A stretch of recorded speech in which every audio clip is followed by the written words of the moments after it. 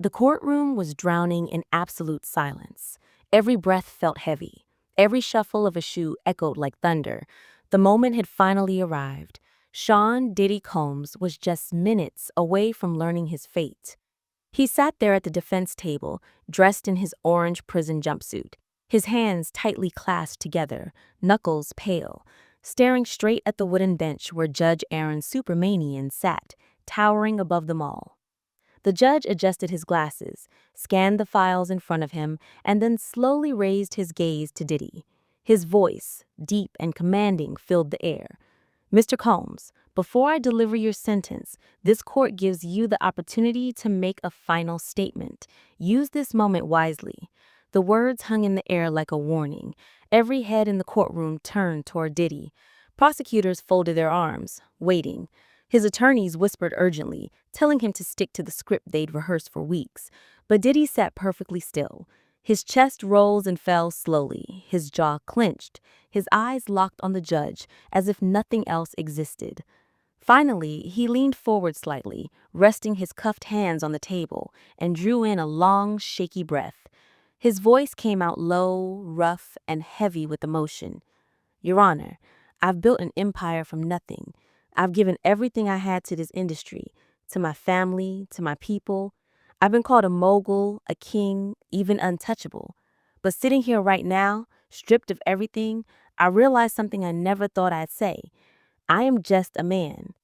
Gas echoed softly through the gallery. Reporters scribbled frantically, capturing every word.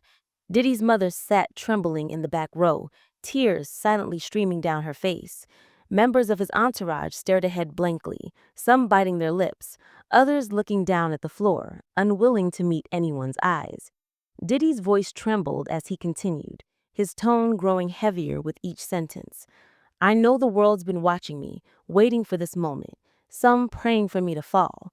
But I'm here, standing before you, taking whatever comes my way. I've made mistakes, big ones, but I'm not the monster they've painted me to be. He stopped briefly, his gaze falling to the ground for a moment as he gathered his breath. The silence stretched, pulling everyone in closer, every soul in that room hanging on his next word. Before we dive deeper into what happened next inside this intense courtroom moment, make sure to like this video, subscribe to the channel, and hit the bell icon so you never miss any of these shocking updates. Now let's get back to it. Diddy raised his head again, his voice gaining strength now, laced with frustration, sorrow, and defiance all at once. I've been tried in this courtroom, but I've also been tried out there, in the media, in the streets, in the court of public opinion. My name's been dragged, my legacy destroyed before I even had the chance to defend myself. And maybe that's justice to some people, but I want the truth to live beyond the headlines. For a moment, even the prosecutor seemed frozen. The judge's expression stayed neutral, his face unreadable, but his eyes never left Diddy. Then, almost in a whisper, Diddy added, if this is the end of everything I've built, let it at least be remembered that I stood here as a man and spoke my truth. The room stayed silent, but the weight of his words had shifted the air. No one knew what was coming next, but everyone could feel it. The tension, the heartbreak, and the fear of what the judge's next words might bring. And this was just the beginning.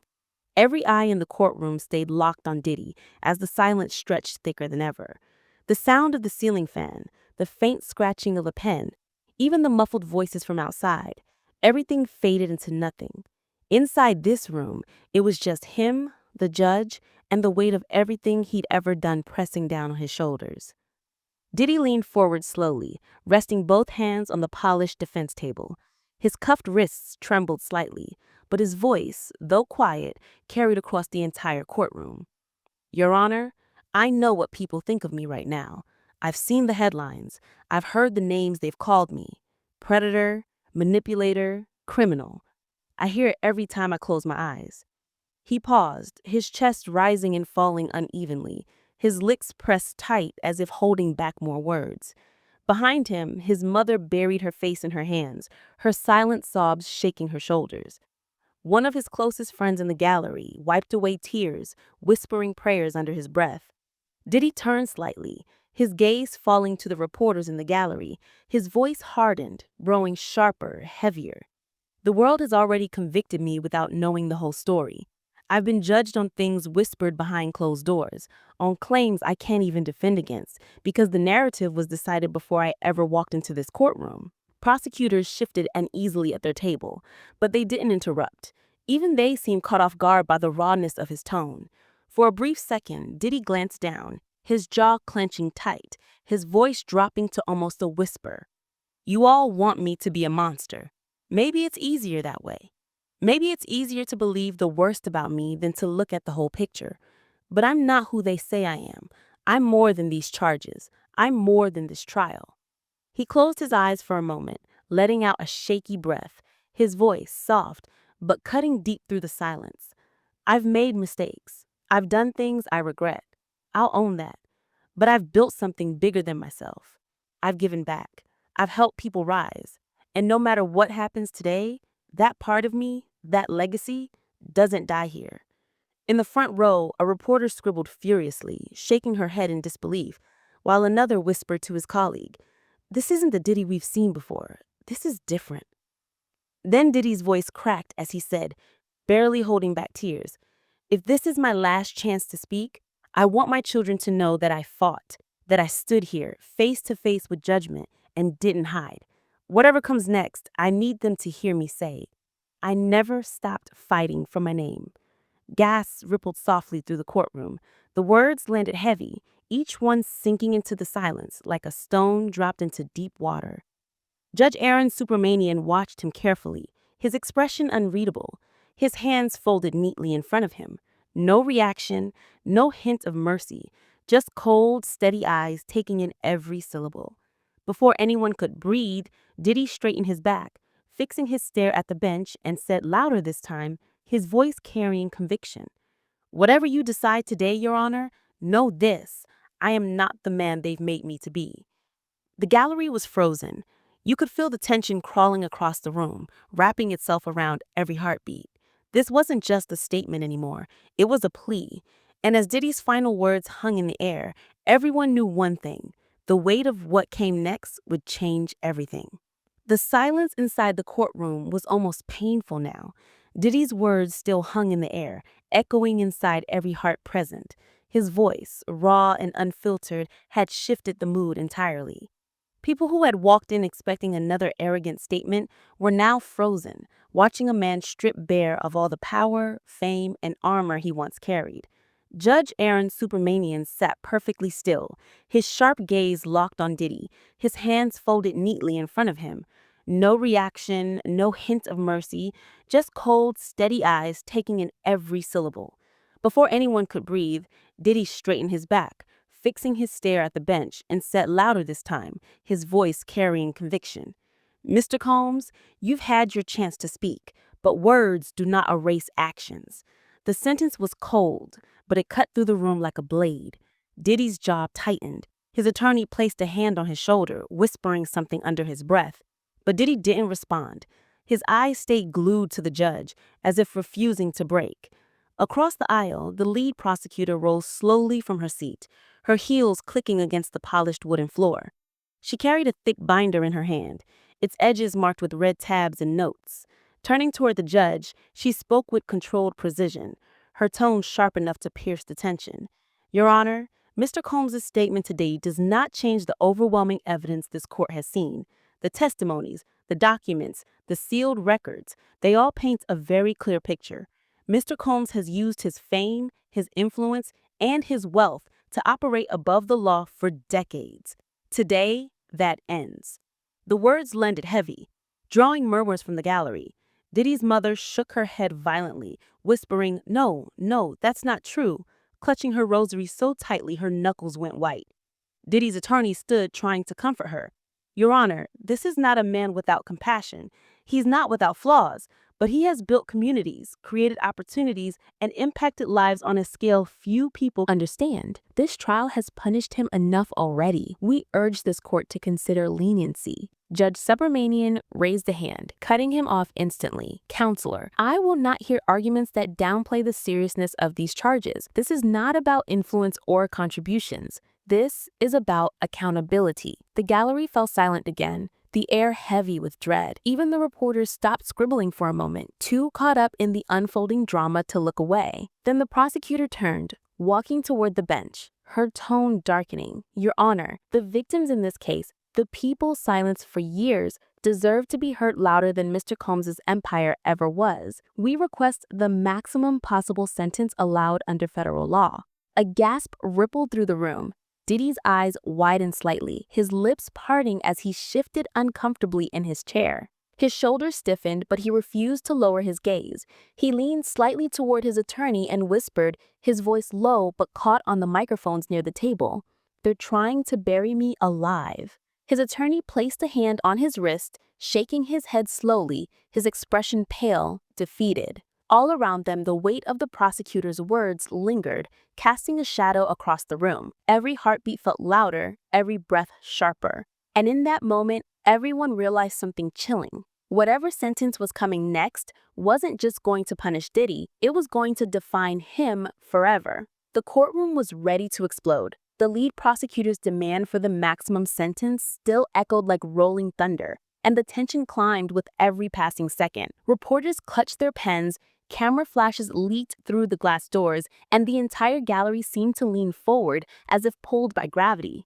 Diddy sat rigid at the defense table, his cuffed hands clenched so tightly his knuckles looked bone white. Sweat glistened at his temples under the harsh lights, but his expression remained fixed, a fragile balance between defiance and desperation. His mother's sobs filled the background, muffled but unrelenting, while his attorneys whispered furiously amongst themselves, flipping through pages as though some hidden miracle might still exist in their files. Then it happened. The prosecutor opened a sealed folder marked confidential in bold red letters. She stepped closer to the bench, speaking in a calm, deliberate voice designed to cut through the silence like a scalpel.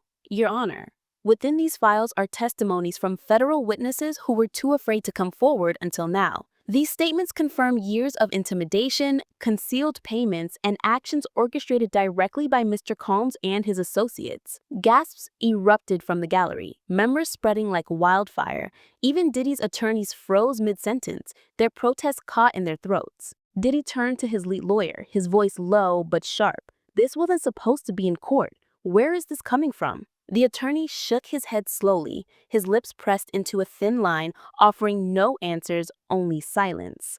Judge Arun Subramanian motioned for order, his voice firm. This courtroom will remain silent while I review these files. He adjusted his glasses and flipped through the statements, his expression gradually shifting from neutral to stern. Each page he turned seemed to carry more weight, pulling the room deeper into a void of dread. Suddenly, the gallery erupted again. Reporters whispered fiercely, trying to piece together what could be in the sealed testimonies. Diddy's entourage exchanged panicked looks. Outside the courthouse, media vans buzzed as breaking alerts hit every major outlet. Then the prosecutor delivered the dagger. Your Honor, we have audio recordings accompanying these statements. Conversations between Mr. Combs and his inner circle discussing witnesses, payments, cover-ups. The words dropped like a bomb. You could almost hear the collective breath being sucked out of the room. Diddy's mother cried out louder this time, clinging to the edge of the bench behind her. Members of his team buried their faces in their hands, knowing what this meant. Diddy sat frozen, his jaw clenched, his breathing uneven, his lips pressed so tightly they were nearly bloodless. For a man who once ruled an empire, this was a freefall with no bottom in sight. Judge Subramanian closed the folder slowly, resting it flat on his desk. He removed his glasses, folded them carefully, and leaned forward, staring directly at Diddy. His tone was slow, measured, but carried a weight that crushed every sound in the room. Mr. Combs, if these statements and recordings are admissible, this changes everything. You're no longer looking at a verdict. You're staring at a life sentence. The gallery erupted. Gasps, shouts, and frantic whispers colliding into chaos. U.S. Marshals stepped forward, hands on their holsters, ready to maintain order. Diddy's shoulders tensed, his head dropping slightly as the reality began to crush him from all sides. For years, he had been untouchable. Now, in this courtroom, he was a man cornered by his own past. But in the end, this was only the beginning, because the most shocking moment of the day, Diddy's final words to the judge, hadn't even happened yet. The courtroom was crackling with tension. The sealed testimonies, the hidden recordings, the whispers of a possible life sentence.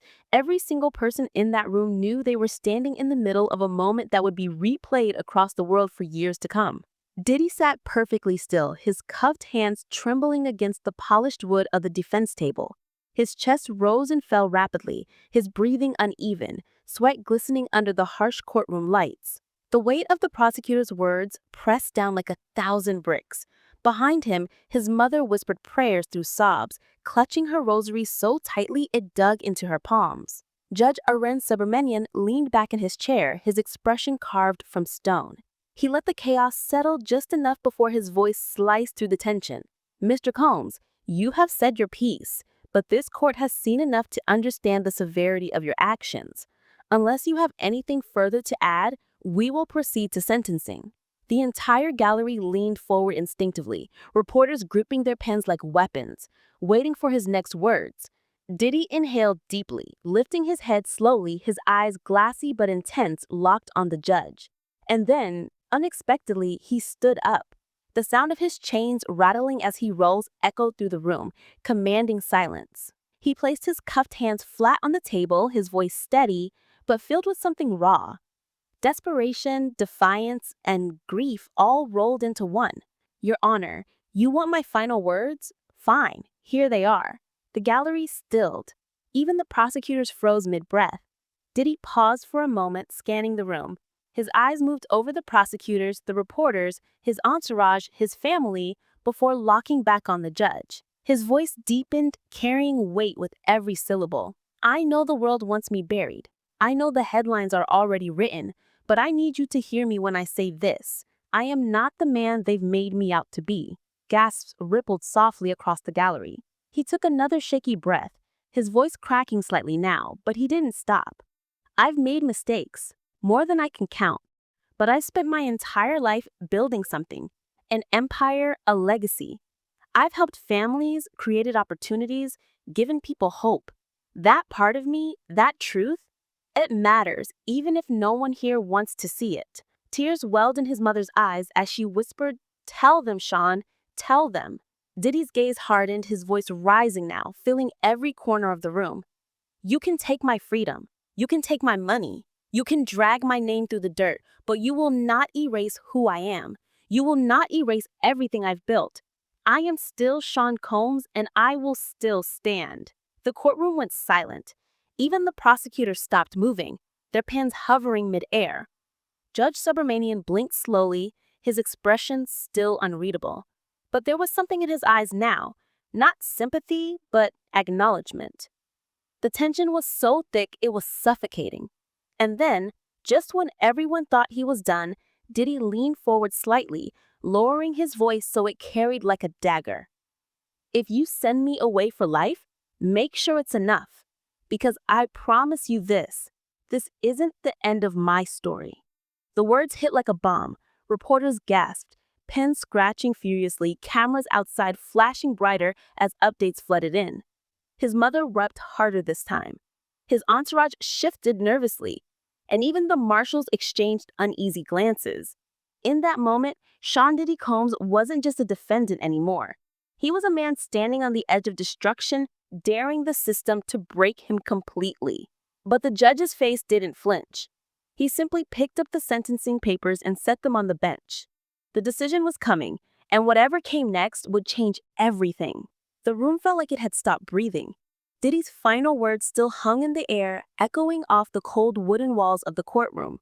His voice, sharp, defiant, trembling with emotion, had shifted the energy entirely. Everyone could feel it.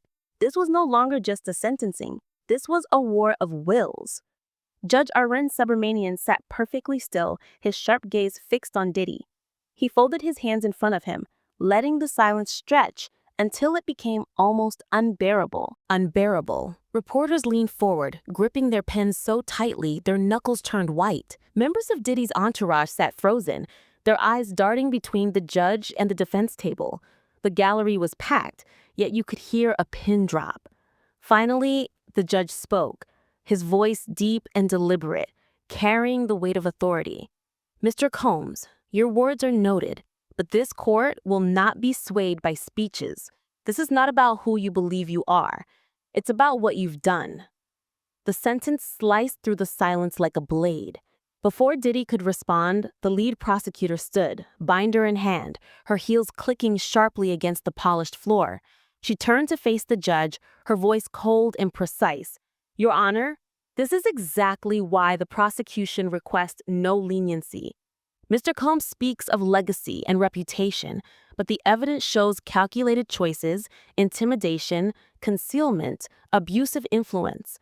A man who's lived believing he's untouchable cannot now be rewarded with mercy. We request the maximum sentence under federal law." Gasps rippled through the gallery. Diddy's mother clutched her chest, whispering his name, her voice breaking under the weight of it all. Diddy's lead attorney immediately shot to his feet, his tone urgent, almost desperate. "Your Honor, this isn't justice. This is vengeance. The prosecution wants to bury my client alive without acknowledging the good he's done. Mr. Combs has built communities, supported families, given back to an industry that made billions from his contributions. We're not asking for forgiveness. We're asking for fairness." The judge raised his hand slowly, silencing him. His gaze shifted between both sides before settling back on Diddy. For a brief moment, the room seemed to shrink around him. "Mr. Combs," the judge said, his voice lower now, but laced with steel. "You've spent decades building an empire, but today, in this courtroom, your empire has no power. Here, only the law stands." Diddy swallowed hard, his jaw tightening. He stared at the floor, his cuffed hands flexing slightly on the table, his breath shaky but controlled. The weight of those words crashed into him, pressing down harder than ever. The prosecutor seized the moment, stepping forward one last time, her voice rising just enough to dominate the room. "Your Honor, the victims deserve closure. The system demands accountability, and the people watching across this nation deserve to know justice is blind. No exceptions, no special treatment. We urge this court, no mercy." Her final words hit like a hammer blow. A tense murmur spread through the crowd, reporters whispering frantically as live updates hit the airways. The phrase, "no mercy," began trending instantly online. Diddy closed his eyes tightly, his chest heaving as if every breath carried the weight of his empire crumbling around him. His mother cried softly in the background, and members of his team stared at the floor, unable to meet anyone's eyes. Judge Subramanian leaned back in his chair, his expression unreadable, but everyone could feel it. The walls were closing in. The verdict was coming, and there would be no way back from what was about to happen. For Diddy, the next words out of the judge's mouth could decide the rest of his life. And just when everyone thought the tension couldn't possibly get heavier, the judge reached for the sentencing documents. The entire courtroom was frozen in time. Every breath felt loud. Every shuffle of paper echoed like thunder. Judge Arun Subramanian's hand hovered over the sentencing documents, and with that single gesture, he controlled the fate of a man who once ruled the music world. Diddy sat motionless at the defense table, his cuffed hands resting in his lap, knuckles pale from the tension, his jaw clenched, sweat tracing a line down his temple. Behind him, his mother wept softly into her hands, whispering prayers no one could hear. Members of his entourage leaned forward in their seats, as if trying to read the judge's expression before he spoke. Finally, Judge Subramanian lifted the papers, adjusted his glasses, and looked directly at Diddy. His voice was low, steady, and merciless. "Mr. Combs, this court has considered every motion, every testimony, and every shred of evidence presented. You had power, you had influence, you had privilege, but instead of using it responsibly, you abused it. And today, the law speaks louder than your legacy." The words sliced through the silence, leaving the gallery stunned. Then came the sentence, slow, deliberate, and crushing. "It is the judgment of this court that you, Sean Diddy Combs, are hereby sentenced to 25 years in federal custody without the possibility of early release." The room exploded. Gasps, screams, and cries clashed with the chaos of shuffling chairs and frantic reporters sprinting for the doors. Outside, media outlets blasted breaking headlines. Diddy sentenced to 25 years. Chaos in courtroom. Inside, the noise was deafening. Diddy's mother screamed his name, collapsing into the arms of a family member. His attorneys tried to shout above the uproar, demanding a stay, but their words were drowned out by the storm. And then the turning point. Diddy stood suddenly, his chains rattling, as he slammed his cuffed hands on the table. His breathing was heavy, ragged, his eyes wide, but they weren't filled with defeat. There was something else there now. Fire. He turned slowly towards the gallery, his voice booming louder than anyone expected. "You can lock me up. You can take away my freedom. But hear me when I say this. You will never silence me." Gasps rippled across the room. Reporters snapped photos frantically, their cameras snapping furiously. Even the marshals hesitated for a split second, unsure if he would resist. Diddy looked directly at the judge, his voice steady despite the chaos. 25 years? Fine. But remember this moment, because when I walk out of that cell, this entire system will remember my name. The gallery erupted again. Shouts, cries, whispers colliding into pure chaos. The judge pounded his gavel repeatedly, calling for order, but no one heard him over the noise. U.S. Marshals swarmed Diddy, restraining his arms and forcing him back into his seat. His chest rose and fell rapidly, sweat dripping down his forehead. But his expression didn't break. For the first time since the trial began, he looked like a man with nothing left to lose. In that moment, one thing became clear to everyone watching. The court might have broken Sean Diddy Combs' freedom, but they hadn't broken him. This wasn't the end of the story. It was just the beginning of a new battle.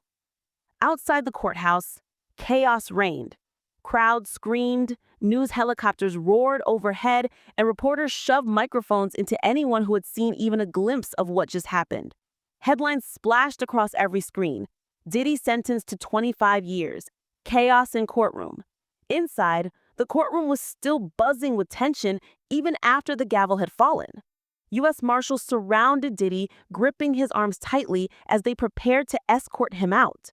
His wrists were chained, his shoulders stiff, but his face, pale and drenched in sweat, carried a strange cold fire. Reporters scrambled towards the exits to catch him on camera. Medics hovered close by, ready in case he fainted again, while his attorneys whispered frantically, already plotting appeals that felt impossible. His mother sobbed uncontrollably in the gallery, calling his name as family members held her upright. And yet, amid the chaos, Diddy refused to lower his head. As the marshals walked him past the flashing cameras inside the courthouse hallways, he suddenly stopped. The cuffs clinked sharply as he turned back towards the crowd behind him, his voice low, but cutting through the noise like a blade carried across the space. "This isn't the end for me. 25 years. Fine. But I promise you all, I'll survive this." Gasps rippled across the gallery again. Reporters snapped photos frantically, their cameras snapping furiously. Outside, the media erupted. Protesters clashed, supporters screamed his name, and news anchors yelled over each other to deliver the breaking updates. The world was watching Sean Diddy Combs as he was loaded into a waiting black transport van surrounded by armed U.S. Marshals. Through the tinted glass, one camera caught one single haunting image. Diddy, cuffed, eyes fixed forward, unblinking, burning with resolve. Back inside the courthouse, the lead prosecutor faced the cameras, her voice firm and unyielding. Today, the law reminded everyone, no one is untouchable. But behind the scenes, whispers were already spreading about what came next. The sealed testimonies, the federal recordings, the secret names that hadn't yet surfaced. Because this wasn't just a sentencing. This was the start of something bigger, a battle that would stretch far beyond these courtroom walls. Diddy was on his way to federal custody, stripped of his empire, his power, and his freedom. But in his mind, the war had only just begun. And somewhere deep inside, one thing was crystal clear.